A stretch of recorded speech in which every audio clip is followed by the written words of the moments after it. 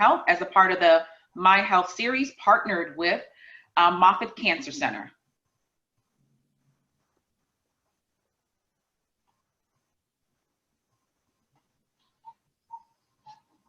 Oh, thank you guys for joining. We appreciate you taking the time out. We'll get started in 1 minute.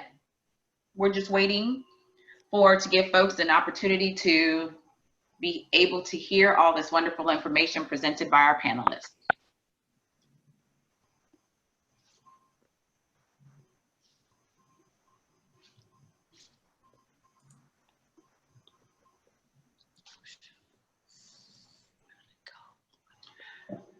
Okay, everyone, thank you guys very much for joining. Our panelists will now be joining along with our moderator, and we will begin shortly.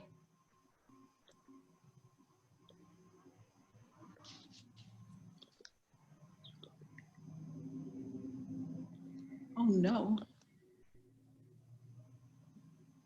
For some reason, my video isn't coming up. Oh, there we go. Sorry about that. I am Julie Williamson, your moderator today. And you know there are always technical difficulties, so I apologize for not having my video pop right up. I'm going to introduce our panelists. We have with us today Dr. Chi, who is the family medicine hospitalist for the nonprofit and the nonprofit founder of Reality Speaks. Also, Tanisha Henry. She's a certified physician assistant specializing in breast surgical oncology at Moffitt Cancer Center. Additionally, we have Naveen Hatiregchi, Director of Health, Wellness, and Performance for the Washington Wizards. Thank you guys for joining us today to talk about this very important topic. I'm going to start with you, Naveen. First of all, I apologize for your last name. If you could say that for our viewers and listeners today. What's your last name? Hatiregchi. Okay, thank you so much. I'll just call you Naveen from now on. Perfect. So our first question today is, what efforts can be made to promote more diversity and inclusiveness in the fitness industry? Great question. So I am coming from a lens of NBA for the last 17 years. And what the NBA has done is, I think, what we should follow. If you look at NBA, there's, I'm coming from a medical prospect point of view from the NBA. You could see every single ethnicity, color, race, gender. So I think what I mean by following the lead that the NBA set up is that NBA is all about, hey, if you're good, they're going to find you, you know? I think to answer your question, we should pretty much start with a blank sheet of paper, tell the company not to hire people based on the color or how they look, hire based on the skill set and the personality. Tanisha, did you want to add anything to that? Yes, I think that, you know, in the spirit of our fitness and our health matters, you know, representation matters as well. You know, one of the things that we give thought to is that acknowledging that there is an inclusiveness and a diversity concern amongst the fitness and health industry is of the utmost importance, because it is important to be inclusive. Fitness should be for everyone. It shouldn't be just pertaining to some special club or, you know, special targeted audience, if you will. But more times than any, if you did sort of maybe even just Google search, you know, anything, planks, sit-ups, you know, you walk into any of these boutique fitness facilities, these spin classes, rock climbing, yoga, and even some of the major commercial gym locations and private locations, you know, one similarity that you might note is that everyone is young, everyone is fit, and everyone appears to be white women and white men mostly. And so I think that it's important that if we worked on some modalities to be inclusive and have representation of all shapes, sizes, fitness capabilities, ages, and, you know, sort of adopt that principle moving forward, it would help to promote fitness for all and not just for one standard. Okay, that's good. Thank you. Dr. Chi, I want to bring you into this question as well. What can be done to increase that inclusiveness?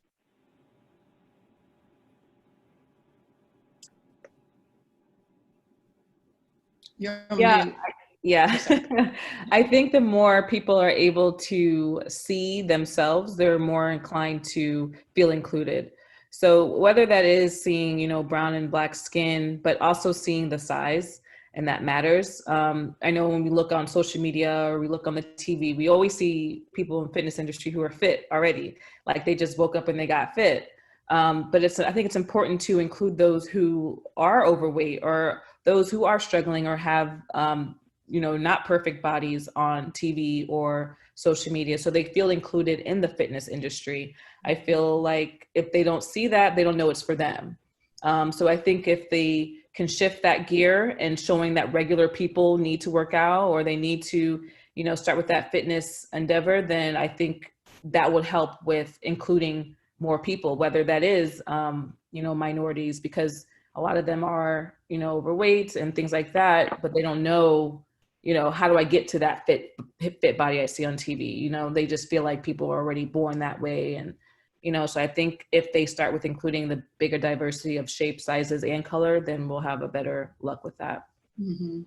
I'm going to go back to Tanisha for a minute, because you kind of alluded to something in your response earlier about accessibility and, you know, making it accessible for all people. I also want to highlight the fact that you're from the Moffitt Cancer Center, which is one of our sponsors today. So thank you so much for being here. But getting back to that question, so accessibility is important. How can the fitness industry incorporate that more? Well, I mean, it's no secret that, you know, one of the key influences of accessibility is cost. So, the fitness industry is $1 billion and counting industry. And with these, you know, overpriced 5Ks, 10Ks, marathons, half marathons with their green juices, fitness boutiques, catering, you know, to basically really, you know, one standard, which is this sort of middle to upper middle class and disposable income. And, you know, that just doesn't, I feel, encompass, you know, a lot of individuals that, you know, are very interested in maintaining fitness and health. And, I think with that, you know, standard, you know, that's something that our fitness industry needs to be paying attention to. You know, it is typical that people of color or minorities are the ones that suffer from pay and economic gaps. And so if we don't find modalities and find ways to make things more affordable, and I see this now with all the free apps, you know, fitness apps out there, which are been sponsored by a lot of our, you know, social media Fitspo influencers and bloggers and fitness gurus. Those are things that can help in terms of affordability, but this also helps with accessibility. I don't know about you, but if you drive around certain parts of town, there's not an LA Fitness always, you know, on the corner, to someone that maybe doesn't live in suburbia. You know, maybe they live on the outskirts. Maybe they have to get take a couple of buses, you know, to get somewhere, you know, or grab an Uber or you know, catch a ride. And so, you know, you should be able to get transported to these places. They should be affordable. I know that there's this saying that, you know, there's no price on health, but whoever said that probably wasn't living on fixed income. And I know that we live in Florida, and so it's like, well, outside is your playground, but you know, that's not necessarily accessible when half of our season is rainy, you know, or hot. So, you know, you can't just go out there and pound the pavement for free, you know, when it may not be desirable, or maybe you just can't just because of climate restrictions. So, you know, there really should be, I think, a lot of work, both in the commercial setting and the private setting, but also in our community setting, to try to find ways to be able to target fitness for those, so it can be more accessible to them. Okay. Naveen, I'm going to come to you with a question. I know you work with elite athletes, correct? Yes. But we want to find out what is the ideal weight for just a regular, average, everyday person? Because we've been talking about all these fit bodies, and I know that where you are, you see that a lot of fit bodies. People are very athletic and very, exercising all the time. But what is an ideal weight for just your average Jane Joe kind of person? Julie, great question. At the same time, our weight, it's what we could control, what we could handle, but there's an idea of body fat percentage. More than the weight itself, we want to make sure that we are not carrying excessive fat, as in fat could stress our hip, knee, back. A lot of us have hip, knee, back pain.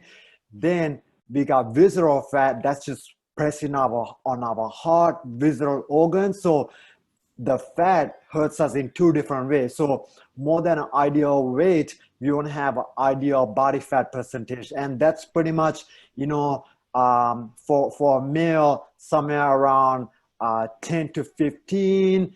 For, it's like optimal. Then 15 to 20, it's pretty good. So for a female, anywhere from like 15 to 25ish, again, we got to look at their age, their activity level, but more than the weight, it's about the body fat.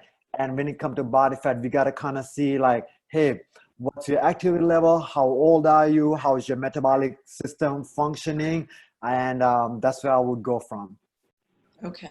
So you're saying it's not necessarily a specific number. You can't just toss out a number and say, that's the ideal weight. Exactly. Exactly. Okay. Dr. Chi, so when you're talking to someone who is trying to achieve that optimal kind of health situation, what are some of the things that you recommend?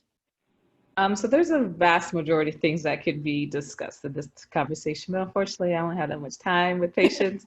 But if I had the ideal set of time, I would lay out a lot of different things, because so many people don't realize that there's a lot of factors that play into optimal health, including, your diet, your physical activity, your sleep.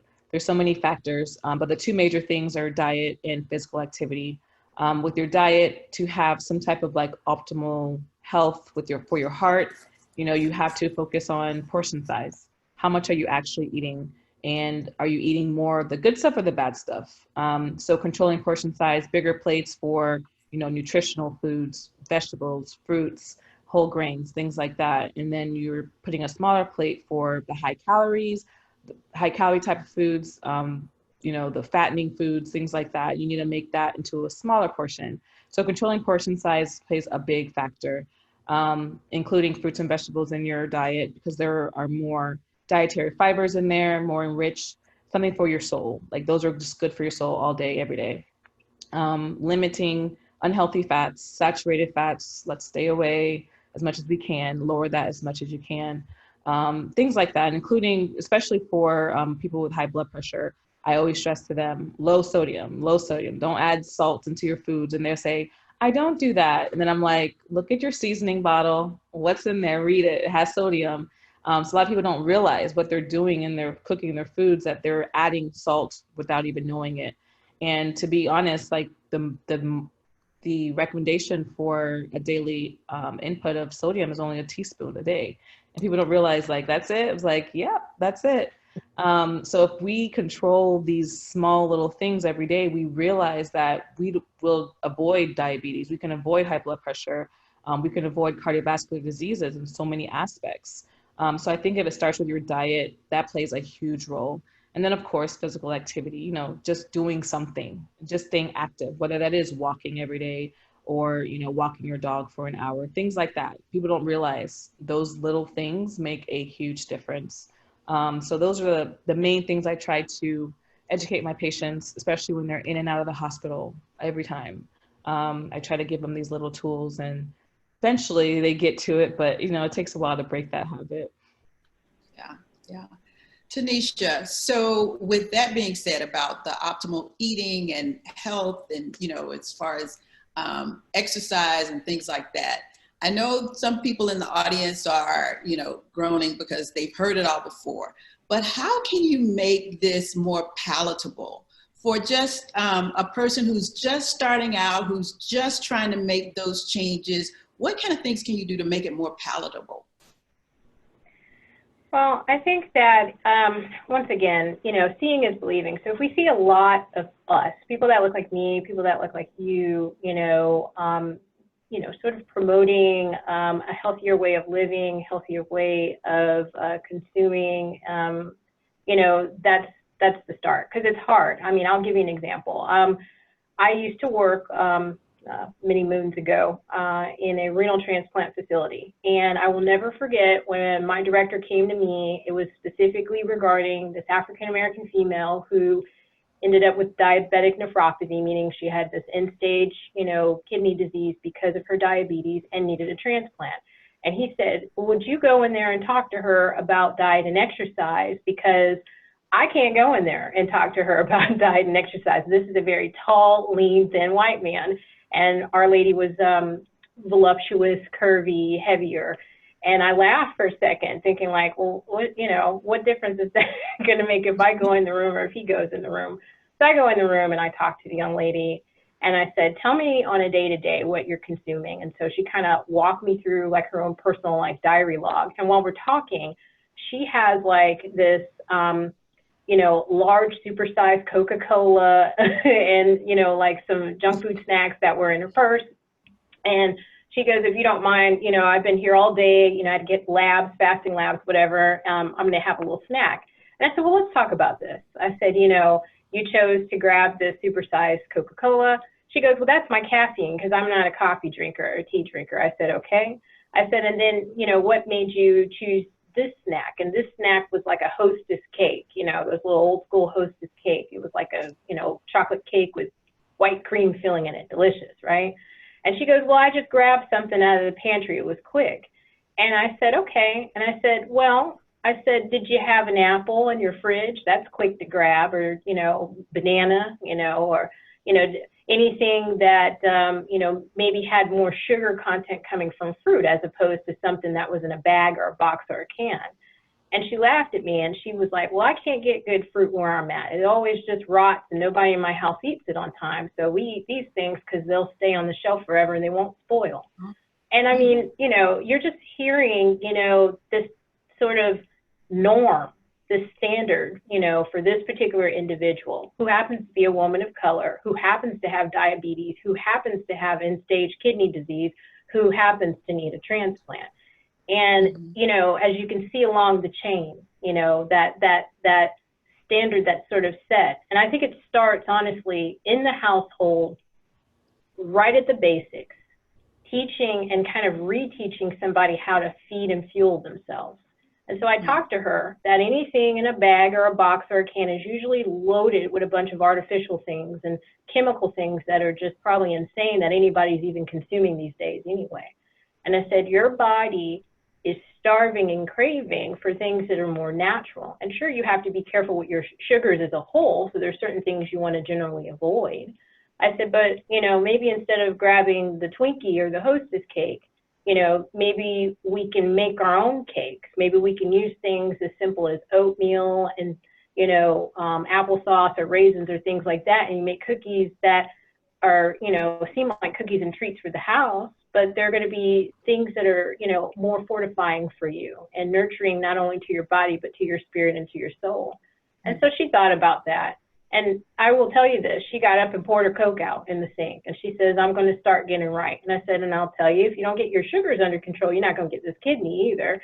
So it kind of like put a little bit of motivation in her step. But I think it starts with the basics. You can't you overwhelm somebody and say, you need to drop like 75 pounds. Maybe we start at just dropping 5 or 10. Can't overwhelm somebody and say, well, you should be putting in, 30 to 40 minutes of, activity, most days of the week. Well, just having those little cute little pedometers that they give for free and say, why don't you make your goal 6,000 steps? And if you can get to 6,000 steps, try to increase it. Well, how many days? As days as you can. And then they will start to feel inspired and motivated by that and try to continue to set goals for themselves. So I think just kind of starting from, the smaller, more attainable goal with our dietary consumption and fitness goals helps. That sounds good. You're talking about baby steps, and it's Baby not steps. overwhelming. Yes, baby Yes. steps, one step at a time, one step at a time. Naveen, we got a question about healthy foods. Is there a possibility of eating too much fruits and vegetables, like overeating those things? Is that a possibility? I mean, yes, that's definitely a possibility. So, kind of like Tanisha and Dr. Chi said that, kind of recapping what they said, that yes, we need to make this a lifestyle instead of a diet. As soon as we put the word diet in, it's like almost like a mental block, then we have to read our patients, our clients, our athletes, how to read the ingredients. Like my thing is one ingredient food, avocado, nuts, or chicken, or bison, like one ingredient, minimum ingredients. Even like, Dr. Chi kind of mentioned it, salt, like we go to the store and get regular salt, the blue container salt, that's bleach added process. But if you go and get the Himalayan pink salt, the way that the body processes that is different because it's biologically available. It needed the water, the sun, the ground. So it's easy for the body to understand. Like Tanisha said, if it's coming from a packet, most likely it got 50 different ingredients. Our body doesn't even understand it. So Julie, going back to your question, you know what? There's no such a thing as a diet or lifestyle of food that works for everybody. Just like our own thumbprint, it only works for us, right? So Julie, say you like, say, almonds and spinach, but say if I'm not good about processing oxalate, right? I can't deal with that. Or say you like sweet potatoes. Sweet potatoes generally an amazing plant, vegetable. But if I cannot do sulfur vegetables, it's not going to tolerate well with me. My gut's going to act up. I'm going to get bloated. So we kind of want to see what fruit, what vegetables work the best with us. So that means we need to kind of pay attention and have a self-experiment. Hey, I ate, say, let's go back to the sweet potatoes last night. How did I go to the bathroom? Am I bloated? Did I sleep well when I got up in the morning? Do I need the caffeine like Tanisha talked about, the liter of Coke or 5 cups of coffee, or I'm ready to go with the organic, natural coffee that my body made, the cortisol, the good cortisol. So the best way to find out is what worked for you is just kind of paying attention. How am I going to the bathroom? Am I smelling? Is my deodorant smelling? Do I need to spray, put perfume? So remember, the way that we smell, the way we go to the bathroom, our skin smell is our dashboard. It's kind of telling us how we eat, right? How we process, how is our gut. So Julie, to answer your question, yes, even water, right? If you drink too much of it during a marathon, you could flush out the electrolytes and you could run into trouble. So there's a moderation of everything, and that's how we want. We want some good fats, some good protein, some healthy carbs. So a moderation, a little bit of everything. Okay. So there two, that's very good. But there are two things that you said. One, I did not understand. You said processing oxalate. What is that? So I'm just saying, like, so that's, stuff that everybody's so individualized that we might not. So oxalates, it's a plant, it's in plants, or like sulfur, it's in plants. So we got to find out how we, instead of, kind of like Tanisha said, that we can do all these tests, right? So the best test is our own test. If you want to do tests, there's plenty of tests that we could draw your blood and see how you're processing these foods. But we want to make sure that we are accessible to everybody. The way that you find out what food works for you is just paying attention, just kind of doing a isolated experiment and seeing how the body responds to that. Say you eat almonds, and then all of a sudden you see breaking out, you're getting pimples and breaking, you're itching. Well, that means that even though almonds are healthy food, you're not processing that food well for you, for that individual. You know, so we got to eliminate that. Yep. Okay. Yeah, that I wasn't familiar with that. So the other thing, you mentioned deodorant and how your body smells and that kind of thing. So you're basically talking about paying attention to your body. Can your diet cause your deodorant not to work? Is that what you're saying? I mean, the things that you eat is kind of like the setting stone, right? What you put in your car, what you put on your Ferrari, what you put on your Honda Civic, what you put on your motorbike, it matters. So if you put in bad gas or bad fuel into your car, it's not going to run properly. So our body is the same dashboard. What we put on through our mouth is how we're going to process it. Maybe you're losing hair, maybe you're getting acne, maybe you're getting bloated, maybe you are smelling really bad, maybe your armpits are smelling really bad. That's an indication that your gut microbiome is not doing so well. So you want to pay attention to those signs. I call it that body's dashboard. Just like our car has check engine light on, if you're smelling really bad, it's a check engine light on. Look, whatever you put in your mouth is not good. You gotta pay attention. Okay. Dr. Chi, just to follow up on what Naveen is, the topic that we're kind of into right now, how do you address this with your patients, like listening to your body? Because again, as he said, many times you can't afford to go out and get tests for everything all the time, but how do you coach your patients on how to recognize these small changes? So I will say, I like what Naveen was saying. He basically was stressing that food is medicine. And that is something that I have been diehard about and trying to educate my patients about, because food is medicine. What you're taking into your body is what you're treating yourself with. There are a lot of studies and a lot of just self-testimonies that when people change their diet, they realize their lifestyle is better. They're losing weight, they're not losing their hair, they're not as stressed, they have more energy, they're curing their long chronic diseases that they had. And that is a real fact. You'll notice that, but it is hard to change that habit that you've had for so long into changing into a lifestyle unless you really make a commitment. There's this 21 90-day rule. I'm not sure if you guys heard of it, but it takes 21 days to break or build a habit and 90 days to make it into a lifestyle. So if you get that concept in your head that it will take a while for this to be something I do forever, but it's going to be worth it in the long run. Like there's people who have diagnosis multiple sclerosis and they change their diet completely into a vegan, clean, natural diet. And these symptoms are gone. They're just gone. You don't need the blood pressure medications. You don't need to treat your pain anymore in your joints. Like it's a real thing. It's a real thing. And I honestly, truly believe like what you put in your body, you will notice that it is medicine. It really is. So Tanisha, Dr. Chi just said vegan. So I'm sure people watched What the Health and, have seen those kind of videos and heard people talking about vegan diets and things like that.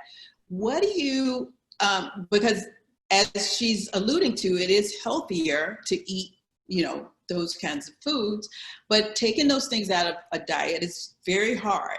How do you walk that path? Or how do you instruct people to walk that path? Yeah, I think, again, I love that principle that Naveen is discussing. You are what you eat. You really are, right? So in my practice, because I practice in women's oncology, specifically breast oncology, I have a lot of questions from, my patients regarding what's the best diet out there that's going to keep me healthy, and most importantly, they don't want their cancer to come back again. And my answer to them is that, in my experience, there is no king or queen diet out there on the market that's going to solidify your way to health and conscientiousness of it and prevent your cancer from coming back. However, we do know generally that if individuals are eating more of a whole, sort of cleaner diet, concentrating on, whole foods that are not loaded with a bunch of, preservatives and artificial things, focusing on veggies and fruits, leaner proteins, good fats, so we're getting into those, of course, the avocado, the omega-3s, our tuna, our fish, and things like that. Those are things that are fueling our body and hopefully are not causing food sensitivities, which Naveen mentioned before. Some folks just don't really know what they can handle, and it's sort of a trial and error thing before they recognize it. But again, I like to start small. So one thing we also have to respect, again, on the throes of seeing what we define as racial inequities throughout health and fitness, is that look at someone's culture, respect their alternatives in culture and ethnicity. What do they like to eat? You may have a Hispanic or, our Afro-Latino individual come into your clinic or your, place of business, and they say, hey, listen, I grew up on chicken and rice and beans, or, bread is a staple of our meal. I'm from the South, and so, my folks said you don't have a meal unless you have bread with it, and they won't eat until they see a piece of bread with it, or do you have somebody that might be from India? They use a lot of spices, and they use different sorts of proteins, so there's some respect to cultural aspects. And so I think that makes it more palatable if it's something that they're already kind of eating, and then you can find ways to make it more enriching and more nourishing for them, then that's an easy way to start. Example, listen, I grew up, you probably had spaghetti on the plate once a week, pork chops on the plate once a week, and fried chicken on the plate once a week. So when I made a conscientious decision about trying to clean up my diet many decades ago, I decided that I'm not opposed to having chicken, but maybe I'm not going to fry it. And if I do have fried chicken, then maybe I only have it once a month as a treat. And so there's so many different ways that you can still achieve a fried chicken taste. So maybe instead of deep frying it, maybe you take a chicken breast and you season it very well, and then maybe you batter it, in breadcrumbs and bake it. So you can still get the crunch, or now we're in the wave and age of, Instapots and air fryers. Maybe you throw it in the air fryer. You're using less oil, you're not deep frying, and you're still getting that satisfaction that you're eating something that you've been accustomed to eating for many years, but you're not necessarily going to some sort of extreme where now you're not going to eat chicken anymore. And now because everybody says you got to go keto or vegan or vegetarian or macrobiotic or whatever, that's what you got to do. So I like to think what you're already doing and figure out a way to make it more healthful for you. And I think that's the goal in maintaining this transition of healthy eating. Because when someone says diet to me, a little few tiny hairs on the back of my neck just stands up. Because just like Naveen pointed out, it's already, this bane of desire or motivation when somebody says the word diet. It sounds like work. And we're all inundated with our own lives and our busy lives and things going on, and we're trying to find ways to be healthier, but we don't really want to do a lot of extra work. So if you're doing things that you're already consuming and you just make some little minor changes, I think that's helpful for them. Good. So we got a lot of good discussion about the diet thing. That's great. I'm going to take it now to Dr. Chi about a question about stress. Stress, how does that impact our health and fitness? So stress in general, some people don't even realize that they're stressed or they're going through stressful times because they're naturally always stressed. And so that can, especially when you're trying to get a healthier lifestyle and do better, in that sense, stress can slow down the metabolism. And it can fight against you. You could be doing everything right. You could be eating well. You could be working out, but you're noticing not much change. The stress releases different types of hormones that can affect that ability to get better. So once you recognize that you're stressed, there's different ways that you can, alter that and figure out how to process that to not be as stressed in your life in general. But I would definitely say a lot of us need to take a step back into their life and kind of look around and realize, what's happening right now. Why am I in a good place, or am I in a stressful environment? And sometimes our stressful environment is our natural day-to-day life. So we have to kind of realize that, and then find a way to make it less stressful. I don't know how that even is possible, but try to find a way to make it less stressful. So say you are a parent and you're a single parent and you have 2 kids and it's always running around here and there. Find a way. I know we all like to get our hands on everything, but we don't always have to, get a sitter or get your friend to come by once a week or twice a week. So you can just have at least, 2 hours for yourself, do what you need to do, sleep, pray, read, whatever it is, to take a minute away. And you'll realize it'll have a major effect on just your body, and your body reacting to different environment situations in your lifestyle and your fitness. If it is needing that hour to go work out, or if it is to just take a walk, or just sit down and just look at the wall, whatever it is, you'll realize that plays a very important role in moving forward. And I always like to say, if you're not well, you can't take care of anybody else. So you have to make sure that you are good first before you can reach out to help everybody else that is around you. So recognizing your stress, figuring out a way how to lower that stress level, and then kind of go from there. Mm-hmm. Good. Naveen, I'm going to bring that question for more specifics as far as what can you do? I'm sure your athletes are, in stressful situations, game situations, that kind of thing. What do you tell them, and what can you tell us about reducing stress? Give us some tips. Julie, so stress is a big part of my 4 pillars. We're talking about being mindful, right? So 4 pillars for health is we just talked about nutrition, sleep. We talked about exercising. Now the 4th pillar is the mindfulness part.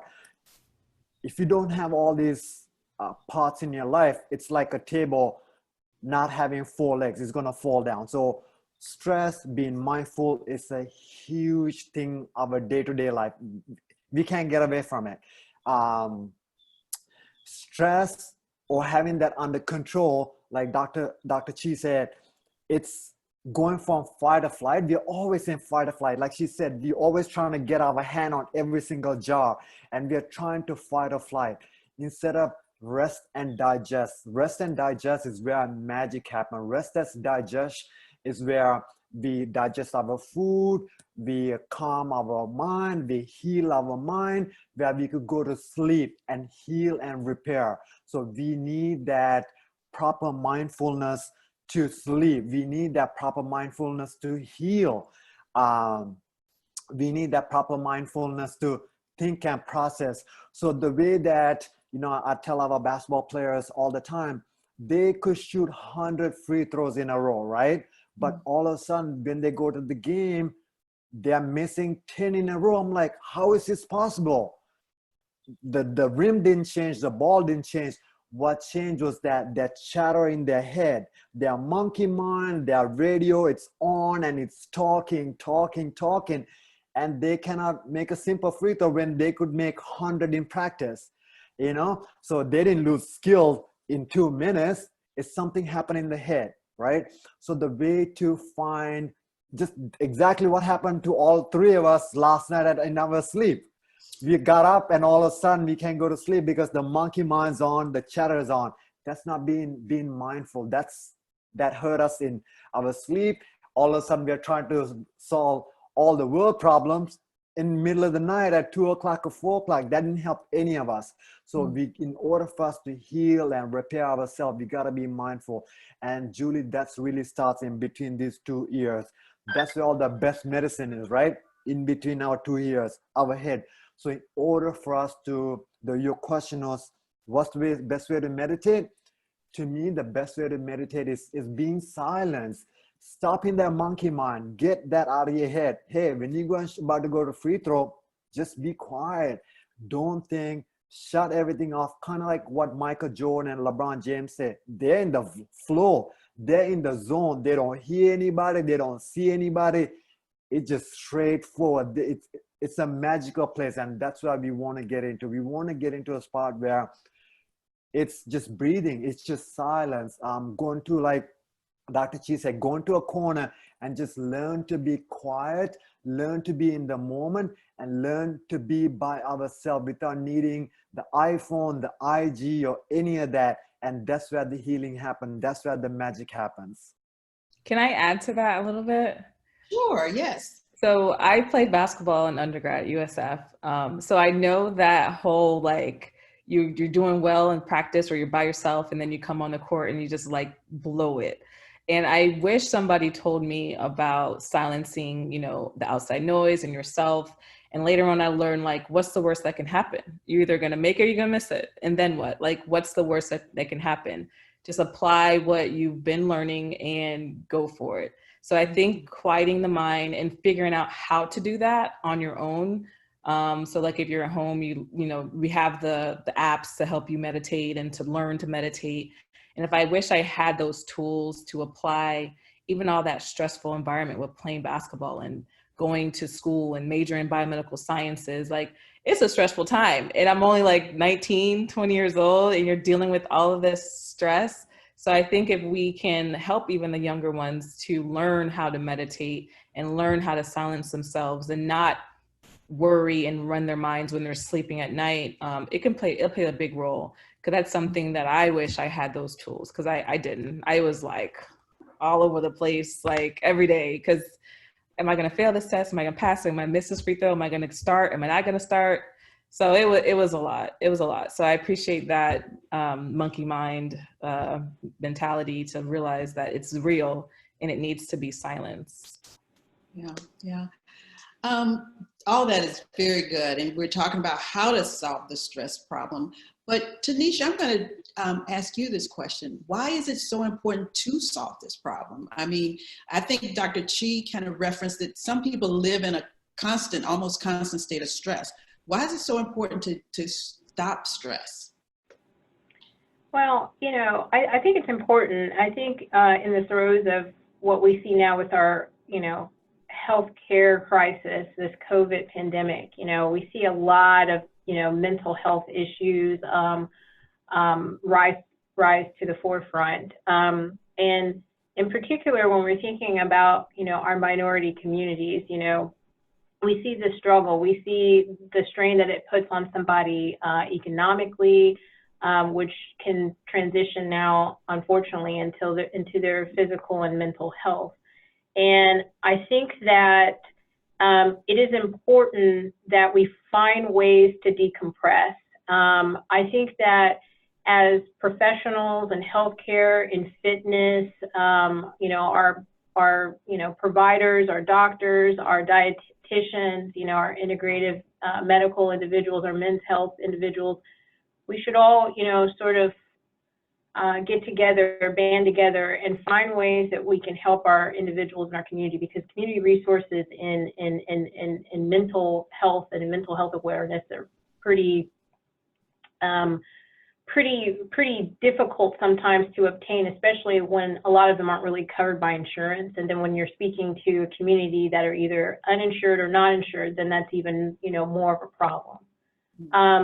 So, you know, stress is not good for anybody's physicality, and it wreaks havoc, you know, on the body's, you know, system from a chemical standpoint and from a physical aspect. We can spend a lot of time talking about how those different pathways, you know, sort of, you know, flourish. But basically what you should know is that, you know, stress is not good. And eventually the body will say, hey, enough is enough. And then now you look at, because I feel like fitness should be mind, body, soul, spirit, emotion.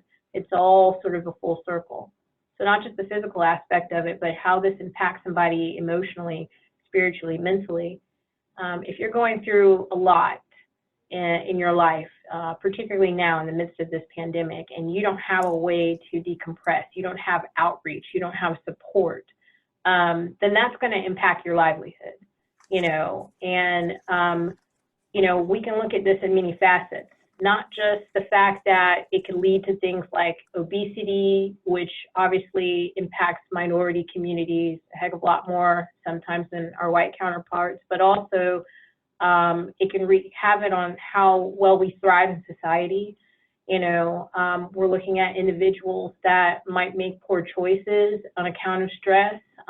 They unfortunately end up institutionalized, whether that be, you know, in a jail or a prison, or institutionalized because of their, you know, mental decline.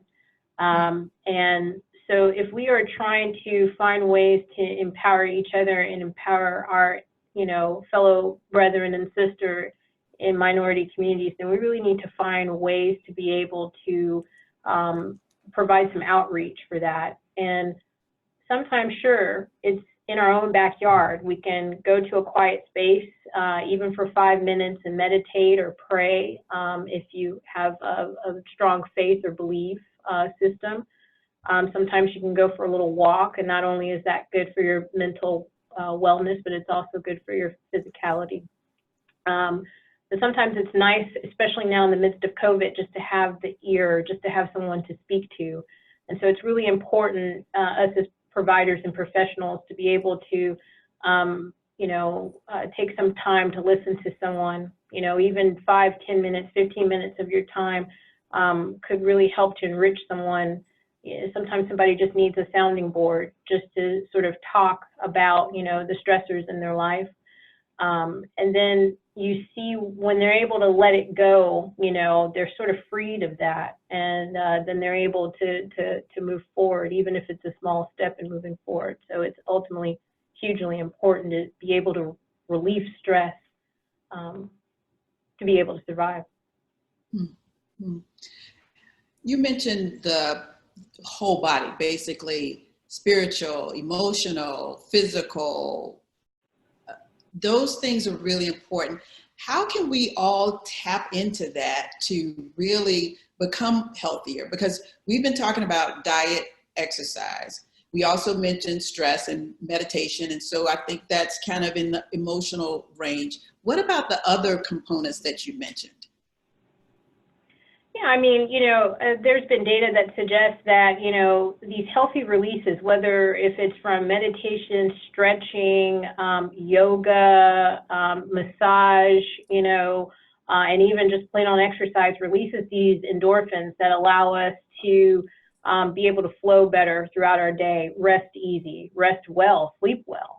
And so I think, you know, when we just tap into our minor sources, you know, because again, we don't have to talk about, I'm going to the gym, I'm going to take a yoga class, but, you know, again, just getting somewhere in your home and just getting quiet, you know, I'm telling you, if it wasn't for me just taking breaks throughout my day, I'm not really certain how I'd be able to function myself. But that said, you know, there's just so much going on in the world right now.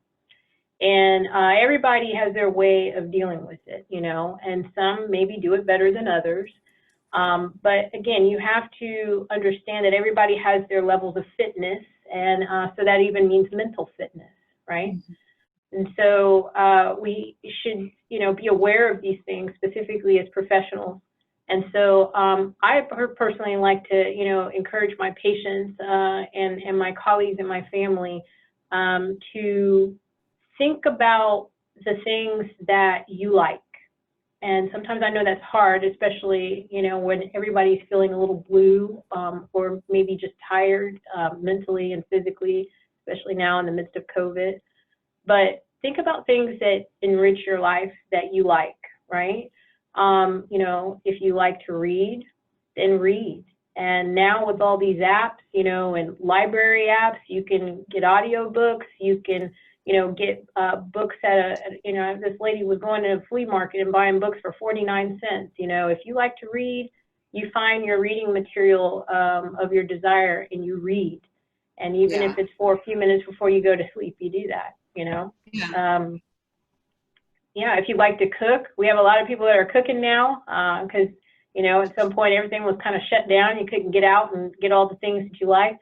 So now we got some you know, new chefs by trade, And that helps as well with family bonding, because spending time with family as best as you can, even though we're all still trying to respect social distancing, is also very enriching. So if you like being surrounded around your family, you do things that can help, to promote quality time.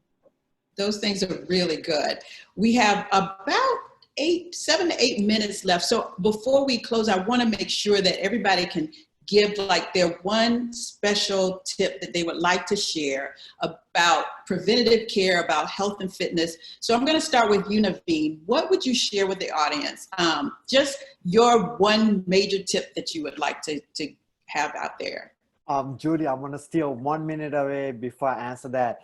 Just kind of jumping on what Tanisha said, in the question that you asked about whole body, one of my favorite things that I tell all of our athletes, my parents, the guy making $40 million to guy that work with me, is that, hey, let's do our part in kind of answering your call, answering your question. Let's do our part. Like Tanisha said, every corner we don't have a Gold's Gym or any kind of gym, but what's our part? Let's get up in the morning. Let's go for a walk. Maybe before breakfast, you're fasting, you are burning, you're moving, right? You're getting sun in your eye. You're producing good cortisol in the morning. If you do it late in the afternoon, it's going to help you produce some good melatonin, help you go to sleep. Being mindful, being quiet, and maybe you take your shoes off. You walk in your grass or dirt or your beach. That's grounding, right? We are so good about charging our phone every day. We don't charge ourselves. We put ourselves last. Like Dr. Chi said, if you don't take care of yourself, if you don't charge yourself, you can't help anybody else. So let's charge ourselves. One of the best ways to charge ourselves is connecting with the Mother Earth, connecting with shoes off. We all could take our shoes off, socks off. Just go for a walk. Get that good morning sunlight from 8 to 11, or afternoon sunlight, 4 o'clock to 7 o'clock. That will make our day up, and later on in the afternoon will help us calm our day and go to sleep. So Julie, to answer your question, let's do our part. Let's sleep good, quality of sleep, right? Mm-hmm. And sleeping early will help us be mindful and help us not pay attention to what's going on outside. If you're staying late, most likely we are watching TV, we are chattering. It's not going to help us be in a good mindset. So let's dial it on our sleep. We are in control of that. Dial in our nutrition, real food, real ingredients. Number 2. Number 3 is be mindful. We are in control. Number 4 is let's do our part. Let's move. So do the 4 things. You will feel amazing. Let's be the CEO of our own health. I like that. CEO of our own health. I'm going to you now, Dr. Chi. What would you say to our audience? You have about 4 minutes, so you can explain as much as you'd like. I would say I want people to know that self-care is not selfish. Never feel guilty for taking care of yourself and putting yourself first. Like I mentioned before, if you're not okay, you're not safe for yourself, you can't help anybody else. So take time for yourself. What do you like to do? What do you love doing? Don't ever stop doing it because you're in a different situation or things have changed. Try to make sure that you focus on that. If you like massages, continue to do that. If you like to go for a bike ride, continue to do that. It's very important that we don't forget about ourselves, because we get lost in life. We get lost in our stress. We get lost in our kids. We get lost in our marriages. Just don't forget about yourself. A lot of us have to kind of, take a step back and realize that, oh my gosh, I haven't, ran in 2 months, or oh my gosh, I haven't eaten my favorite dessert. Do the things that you love to do, and without worrying about the noise or what people think, or comparing yourself to social media. And that's not real life, by the way. Social media is not real life. So comparing it's a little side note, social media is not real life. So it's comparing yourself to things that aren't you. So focusing on you. What do you like? Not what someone else likes or someone else enjoys. What makes you happy? What makes your heart smile? And to always just remember the things that you're trying to work on takes time. And it's not a diet, it's a lifestyle. You're trying to improve your overall lifestyle. And it won't happen in 10 days. It won't happen in 30 days. It's going to take time. So if you know that that things are progressive in that sense. You won't be discouraged when it doesn't happen overnight. So yeah, self-love, self-care, just enjoying the process that you're going through, because that's the fun part, honestly. It's the journey, and never lose sight of that. So yeah. I like that you added fun to that. That's good. Tanisha, we're going to close with you. We have about a minute or two. So what is your one tip that you want to share with our viewers? Well, I recently read somewhere that 75% of healthcare dollars in the United States has been designated for preventable conditions, and yet only 3% of America's expenditure, from that allotted money is actually part of the preventative standard. So I feel like, and I'm on the, short tails of my institution here at Moffitt, prevention and cure. But I feel like prevention is a big testimony to being able to help get rid of this despair and inequity amongst our minority community. So, get out there, providers, us, people that look like us, and promote wellness and being, support our community leaders, our local officials, local politicians, and write our editors and our local magazines and our big newsstand magazines on the social media, and get representation out there. Because as said before by Dr. Chi, if I don't see someone that looks like me, then I feel like, then am I the only person that really cares about wellness and being? And I just know that's not true. So we got to get out of there and get the voice out that we matter, and we should be represented accordingly, and we should be included. Yeah. Well, on that note, we're going to say goodbye. But I thank Naveen, Dr. Chi, and Tanisha Cook for joining us today. And thank you for being here as well. Thank Bye. you for having us. So much. Thanks for having us. Bye. Thank you. It was a pleasure. Yeah.